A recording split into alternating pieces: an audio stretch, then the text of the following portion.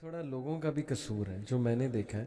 اب میں بھی مجھ سے لوگ سوال کرتے ہیں، حالانکہ میں نہ راکی ہوں نہ میں نے کبھی عالم دین ہونے کا کلیم کیا، لیکن محبت میں لوگ جی سوال کرتے ہیں، لوگ سنتے ہیں کلپس وغیرہ، تو میں انہیں ہمیشہ جب سمجھانے کی کوشش کروں نا، عقیدہ مضبوط کرنے کی کوشش کروں، وہ مائنڈ سا کر جاتے ہیں. وہ اس طرح کا جواب دیتے ہیں جیسے کہ مجھے شاید جادو کا علم نہیں ہے، مجھے پتہ ہی نہیں ہے یہ کیا چیزیں. وہ آگے سے کہتے ہیں کہ نہیں جی اس طرح نہیں ہوتا ہے.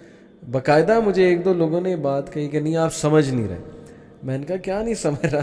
آپ کا مسئلہ جو آپ نے بیان کیا اس کا حل یہ ہے کہ آپ اللہ پہ توکل سٹرونگ کریں اپنا. جس دن آپ کا اللہ پہ توکل سٹرونگ ہو گیا، آپ کا انشاءاللہ یہ مسئلہ حل ہو جائے گا، کیونکہ آپ اللہ سے اچھا ظن لگا رہے. لیکن نہیں، وہ کہتے ہیں کہ نہیں، جب تک یہ کوئی عجیب و غریب بات نہیں کریں گے نا، جب تک یہ ہمیں کسی اس میں نہیں ڈالیں گے، مطلب کوئی جادو والی بات، کوئی سمٹم نہیں ہم سے ڈسکس کریں گے، تب تک ہمارا مسئلہ نہیں حل ہوگا. یہ میرے خیال لوگوں کا بھی قصور ہے کہ لوگ عقیدے پہ، لوگوں کو سمپل بات سمجھ نہیں آتی. جی لوگ چاہتے ہیں کہ کوئی کمپلیکس بات کی جائے، کوئی نا آؤٹ آف دا بلو جا کے بات کی جائے. وہ آپ کی بات ٹھیک ہے. وہ کہتے ہیں آپ کو سمجھ نہیں آئی. بیسیکلی اس بھائی کو سمجھنے کی ضرورت ہے. آپ کو سمجھ نہیں آئی، اس بھائی کو سمجھنے کی ضرورت. میرے پاس بڑے پیشنٹ آتے ہیں تو کوشش کرتے ہیں جی سچ بولنے کی، سب کو پازیٹیو گائیڈ کرتے ہیں اس چیز سے نکالنے کی، بالکل خلوص کے ساتھ. اور بہت سارے لوگ غصہ کر لیتے ہیں میری باتوں کا. میں پہلے ہی معذرت کر لیتا ہوتا ہوں پیشنٹ سے کہ میری کوئی بات بری لگے، میں باتیں میری اسٹریٹ فارورڈ ہوں. بالکل ٹھیک. پیشنٹ آیا میرے پاس، رقیہ کیا، دم کیا، اور اس کے ساتھ بھی ایک داڑھی والے بھائی تھے.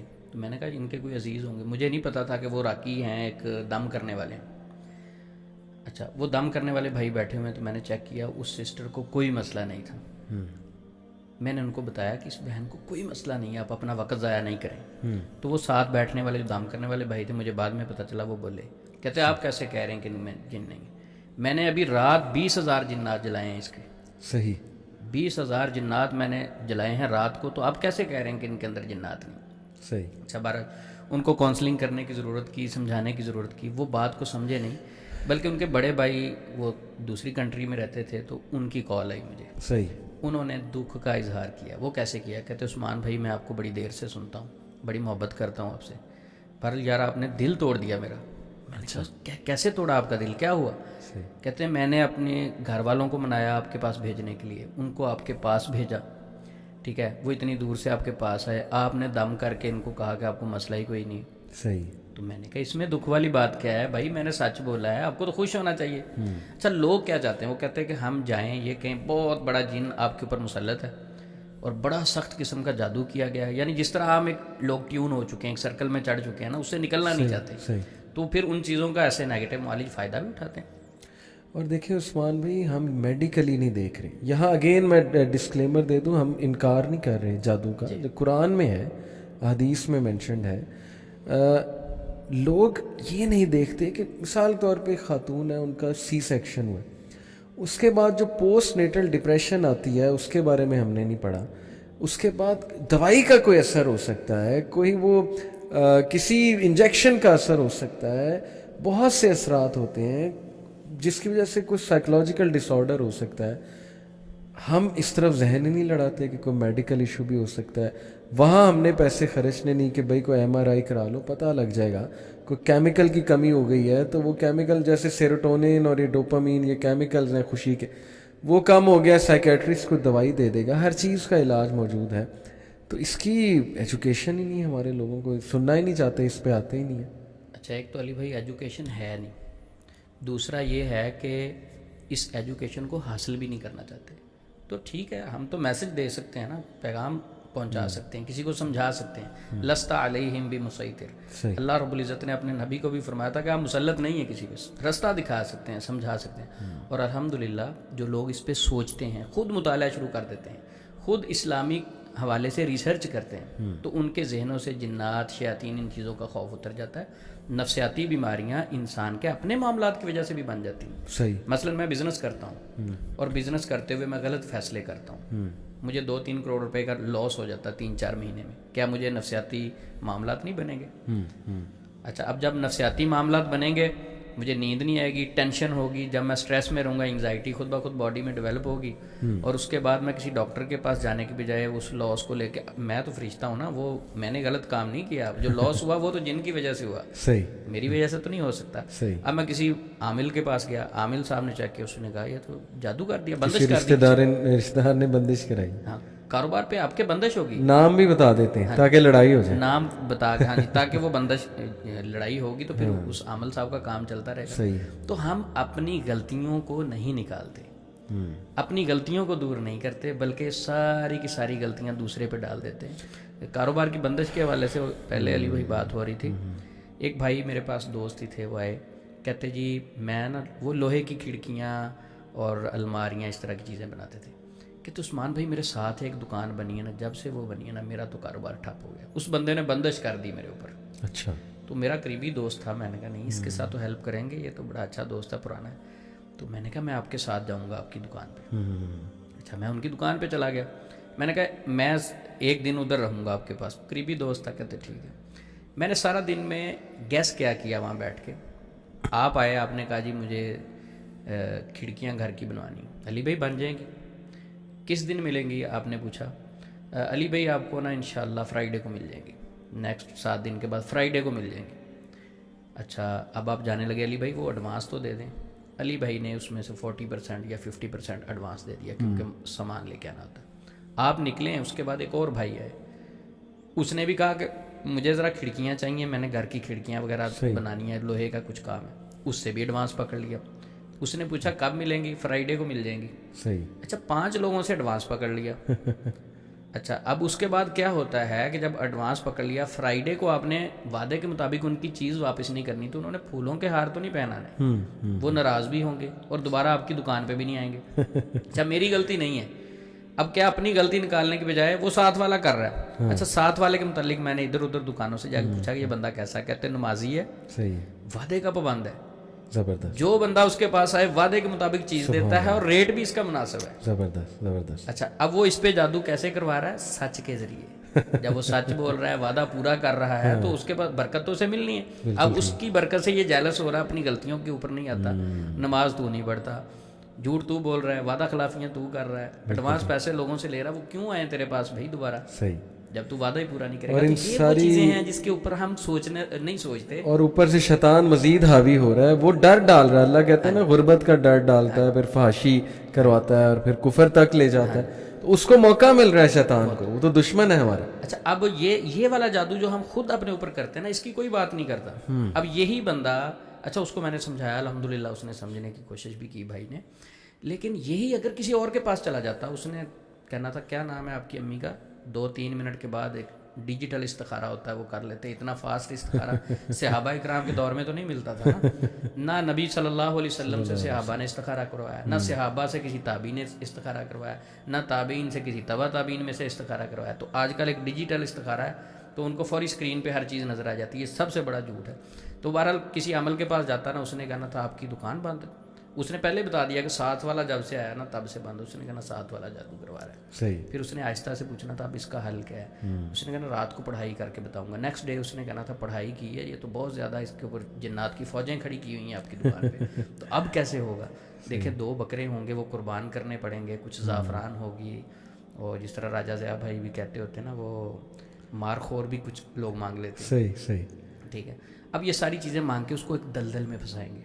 دلدل میں پھنسانے کے بعد پھر اس سے پیسے بٹورتے رہیں گے, اور عقیدے کو مزید دباتے جائیں گے, اور شیطان کو بھی مزید موقع ملتا ہے. آپ کا سوال تھا کہ نفسیاتی بیماریاں کیسے لگ سکتی ہیں. تو اب جب اس کو مزید ڈپریس کریں گے, مزید پریشان کریں گے, جادو جادو جادو, جب اس کی نیندیں بھی ختم ہو جائیں گی, پیچھے سے دکان بھی بند ہو جائے گی خوف کی وجہ سے, اب وہ کہیں گے کہ دیکھیں دوسری طرف سے عمل بار بار کیا جا رہا ہے, وہ ختم ہی نہیں ہو رہا. ایک اسی جمعرات کو آفس میں ایک بھائی ہے, انہوں نے بڑی پیاری بات کی. کہتے کہ عثمان بھائی میں ایک عمل کے پاس گیا, اس نے کہا آپ کی وائف پہ نا کوئی جادو کروا رہا ہے. اچھا, کہتے 1 مہینہ ہم مسلسل جاتے رہے, ڈیلی اس نے بتایا کہ 5-5 بار وہ جاتے ہیں. اب آیا جی وہ پھر مسئلہ بن رہا ہے, دیکھیں انہوں نے پھر کروا دیا. پھر وہ کہتا میرے بھائی 1 مہینے میں صرف 4 سے 5 مرتبہ آپ کے پاس لے کے آیا, اور جو آپ نے جادو بتایا ہے آپ نے کہا کہ ڈیلی کر رہے ہیں. اچھا, میری وائف ہے, میں اپنی وائف کے لیے اتنا ٹائم نہیں نکال سکتا, تو جادو کروانے والا ڈیلی جا رہا ہے. ان کو حد ہوگی آپ کی، کس طرح بیوقوف بنا رہے ہیں آپ لوگ. صحیح. اور وہ بھائی فیصل آباد میں آپ ملنا چاہیں 3 مہینے میں 25 لاکھ روپیہ لیا اس سے. استغفر اللہ. فیصل آباد میں بھائی رہتے ہیں، ٹھیک ہے، بڑے انتہائی نفیس آدمی تھے، بڑے سیدھے سادھے ٹرسٹ کرنے والے. 25 لاکھ روپیہ ان سے 3 مہینے میں لیا. کہتا میں اپنے بہن بھائیوں سے دور ہو گیا، اتنا مجھے وہم میں ڈالا جب میں جاؤں نہیں آپ پہ جادو فلاں نے کیا. کہتا جس آخر پہ کہتے ایک میرا پارٹنر بچا تھا جس وہ بھائیوں کی طرح تھا، میں بڑی محبت کرتا تھا، تو اب اس پہ اس نے کیا کہ نہیں وہ بھی کروا رہا ہے. عثمان بھائی مجھے لگتا ہے لوگ نا پریشانی برداشت کرنا ہی نہیں چاہتے. ان کا آزمائش کا کنسیپٹ اٹھ چکا ہے کہ نہیں آئے نا. ہاں جی. اور یہ پاسبل نہیں ہے. سب سے زیادہ آزمائشیں نبیوں پہ آئی ہیں. صحابہ نے کتنی مشکلات. ہم کہتے ہیں نہیں مشکل آنی ہی نہیں چاہیے. مشکل آ گئی اس کا مطلب یہ کہ جادو ہے، بندش ہے. تو یہ کتنے دکھ کی بات. اور شیطان کتنی گیم کر رہا ہے. یہاں تربیت کی بات علی بھائی، تربیت کرنی ہے، قوم کو تربیت کی ضرورت ہے. وہ ایک میں انٹرویو سن رہا تھا، وہ کہتے ہیں اس قوم کو تربیت کی ضرورت ہے اور تذاب سے نہلانے کی ضرورت ہے. وہ اتنے غصے میں بیٹھے ہوئے تھے، جلدی میں ایسا جملہ کہہ گئے. یعنی ہمیں بہت زیادہ سوچنے کی ضرورت ہے. اگر دیکھیں جب تک جو لالچی زندے ہیں تو فراڈیے تو فراڈ کرتے رہیں گے نا. لالچ تو پہلے میں نے کیا، اگر کوئی مجھے دھوکہ دے گیا نہ لالچ کرتا. تو جب تک لالچ کرنے والے زندہ ہیں، جب تک بیوقوف بننے والے زندہ ہیں، تو بنانے والے بھی رہیں گے. تو تھوڑا سا پیشنٹ کو ہوش کے ناخن لینا چاہیے. لیکن نا یہاں میں سوری ایک بات ایڈ کر دوں. پیشنٹ کو ڈرایا جاتا ہے، وہ ڈر سے نہیں کرتا ہے. وہ اگر سٹینڈ بھی لینا چاہے نا، عقیدہ اتنا کمزور ہے. اب میرا ایک دوست تھا، وہ بہت ڈرتا تھا. وہ پھنسا ہوا تھا بیچارہ ان کے عاملوں کے چکر میں. میں اسے اتنا سمجھاتا تھا اللہ کے بندے کیا کر رہا ہے. کہتا تھا مجھے پتہ ہے، لیکن کہتا تھا نہیں نہیں مجھے ڈر ہے کہ اگر میں، کیونکہ انہوں نے مجھے 1-2 بار وارن کیا کہ اگر تم پیچھے ہٹو گے تو پھر یہ ہو جائے گا وہ ہو جائے گا. پھر یہ ڈراتے بھی بہت زیادہ.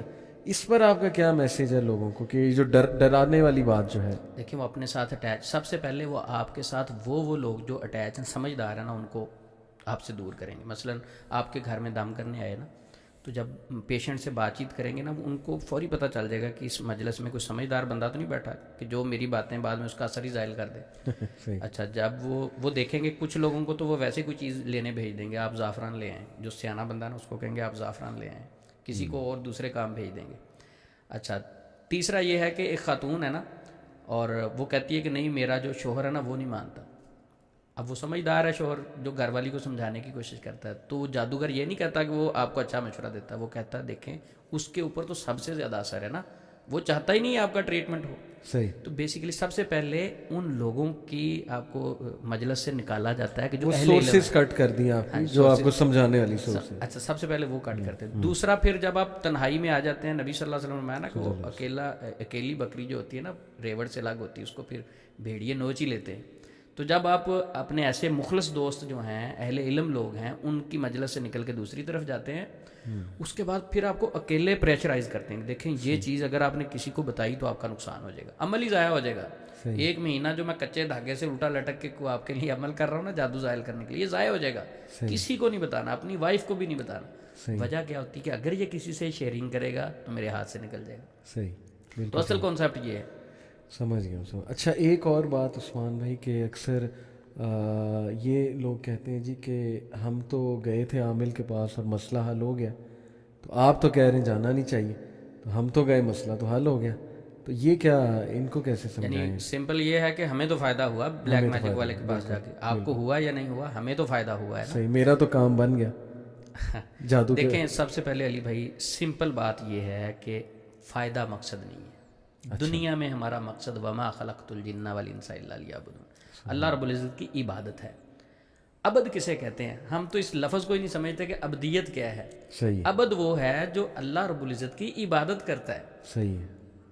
یعنی اپنے آپ کو اللہ رب العزت کے تابع کر دیتا ہے. صحیح. اچھا آزمائش آتی ہے بندے کے پاس، یہ فوری بھاگ جاتے ہیں جادوگر کے پاس، فرق محسوس ہوتا ہے، کہتے ہیں ہمیں فائدہ ہو گیا. بھائی تیرا مقصد دنیا میں صرف فائدہ حاصل کرنا ہے یا اللہ اور اس کے رسول کو راضی کرنا ہے؟ سبحان اللہ. جب آزمائش آئی ہے اس موقع پہ اللہ آپ کو آزما رہے ہوتے ہیں. یہ کس طرف جاتا ہے؟ صحیح. عبداللہ بن مسعود رضی اللہ عنہ والی حدیث مسند احمد میں 7 نمبر جلد میں وہ ہے. کیا کرتے ہیں کہ ان کی وائف کہتی ہیں کہ عبداللہ بن مسعود جب بھی گھر میں داخل ہوتے تھے تو کھنکھارتے تھے، تھوڑی سی آواز نکالتے تھے. کہتے وہ آئے، اب گھر میں داخل ہوئے تو ایک بڑھیا مجھے دم کرنے آئی ہوئی تھی. کہتے میں نے انہیں اپنی چارپائی کے نیچے چھپا دیا ان کے ڈر کی وجہ سے. تو عبداللہ بن مسعود رضی اللہ تعالیٰ عنہ کہتی ہیں کہ میرے گلے کے اندر ایک دھاگا دیکھتے ہیں تو میرا دھاگا اتار دیتے ہیں. کیا فرماتے ہیں کہ یہ شرک ہے. دھاگے پہننا, تعویذ پہننا, محبت کے عمل کرنا, یہ شرک ہے. صحیح. تو دوسرا کہا کہ عبداللہ بن مسعود رضی اللہ عنہ کی اولاد اس سے پاک ہے, آپ نے ایسا کام نہیں کرنا. تو اب سیم جملہ جو عام معاشرے میں کہا جاتا, ان کی وائف نے بھی کہا. انہوں نے کہا آپ ایسے ہی نہ کہیں, میں تو ایک یہودی کے پاس دم کروانے گئی تھی, میری آنکھ پھڑک رہی تھی, جب وہ دم کرتا تو میری آنکھ پر سکون طاری ہو جاتا. عبداللہ بن مسعود رضی اللہ تعالیٰ عنہ نے فرمایا کہ وہ شیطانی عمل تھا. اب تھوڑا سا یہاں بریک لے کے, عبداللہ بن مسعود کون ہے؟ جو نبی صلی اللہ علیہ وسلم کے ساتھی ہیں, جن کی تربیت نبی پاک نے کی, وہ شخص بات کر رہے ہیں. عبداللہ بن مسعود رضی اللہ عنہ جو نبی صلی اللہ علیہ وسلم کی یونیورسٹی میں بیٹھ کے لائیو لیکچر لینے والے, فقیہ الامت, ٹھیک ہے, وہ بات کر رہے ہیں کہ یہ شیطانی عمل ہے. یعنی وہ کہہ رہی ہیں کہ مجھے سکون ملا میری آنکھ کو, اور اس سے متاثر ہونے کے بجائے وہ کیا کہہ رہے ہیں جو شریعت کہتی, وہ شیطانی عمل تھا.